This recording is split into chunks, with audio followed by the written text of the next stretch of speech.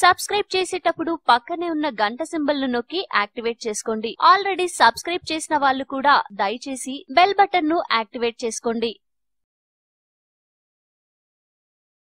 Baking soda గురించి చాలా మందికి తెలుసు. వంటల్లో దీన్ని ఎక్కువగా ఉపయోగిస్తారు. ప్రధానంగా బేకరీ పదార్థాల్లో దీన్ని బాగా వాడతారు. అయితే వంటల్లో మాత్రమే కాకుండా 1 టీ స్పూన్ మోతాదులో బేకింగ్ సోడాను కలిపి తాగడం వల్ల అద్భుతమైన ఫలితాలు కలుగుతాయి. అవేంటో తెలుసుకుందాం.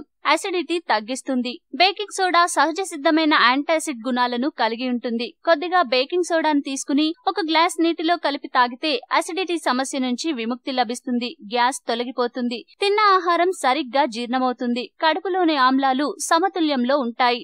గొంతు నొప్పికి 1 టేబుల్ స్పూన్ బేకింగ్ సోడాను గోరువెచ్చని నీటిలో కలిపి ఆ మిశ్రమాన్ని తీసుకుంటే గొంతు నొప్పి నుంచి ఉపశమనం లభిస్తుంది. గొంతులో మంట తగ్గుతుంది. కిడ్నీలో రాళ్లను కరిగించే శక్తి బేకింగ్ సోడాకు ఉంది. 1 గ్లాస్ నీటిలో కొద్దిగా బేకింగ్ సోడా కలిపి ఆ నీటిని రోజూ తాగితే కిడ్నీలో రాళ్లు కరిగిపోతాయి. గౌట్ నివారణకు 1 గ్లాస్ నీటిలో బేకింగ్ సోడాను వేసి తాగితే గౌట్ తగ్గుతుంది. దీనివల్ల వచ్చే పాదాల వాపు, నొప్పులు తగ్గుతాయి. పురుగులు కుట్టిన చోట దురద, నొప్పి, మంట ఉండటం సహజం. దీన్ని తొలగించేందుకు స్పూన్ బేకింగ్ సోడాకు కొద్దిగా నీటిని కలిపి పేస్ట్ లా తయారు చేసి పురుగు కుట్టిన చోట రాస్తే సమస్య తీరుతుంది.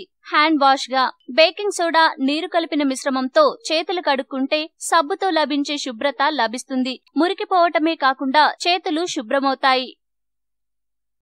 ఈ వీడియో మీకు నచ్చితే లైక్ చేయండి, అందరికీ షేర్ చేయండి, కానీ సబ్స్క్రైబ్ చేయడం మాత్రం మర్చిపోకండి.